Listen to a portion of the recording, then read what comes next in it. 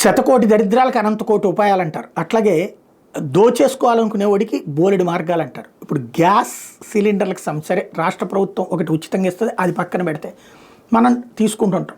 ప్రతిసారి మనకు అప్పుడప్పుడు వాట్సాప్లో మెసేజ్ వస్తుంటుంది, అలాగే పేపర్లలో ప్రకటిస్తారు, బాయ్స్కి మీరేం డబ్బులు ఇవ్వద్దు, మీకు ఇచ్చిన బిల్లులోనే డబ్బులు ఉంటాయి, దాంట్లోనే మీ ఛార్జీలు కూడా ఉంటాయి, ఆ డబ్బులు ఆ సదరు సంస్థ పే చేస్తుంది, మీరేమి ఇవ్వక్కర్లేదంట. వీళ్ళు వచ్చినప్పుడు 25, 50, 100 తీసుకుంటూ ఉంటారు. వీళ్ళని మనం తిట్టుకుంటాం.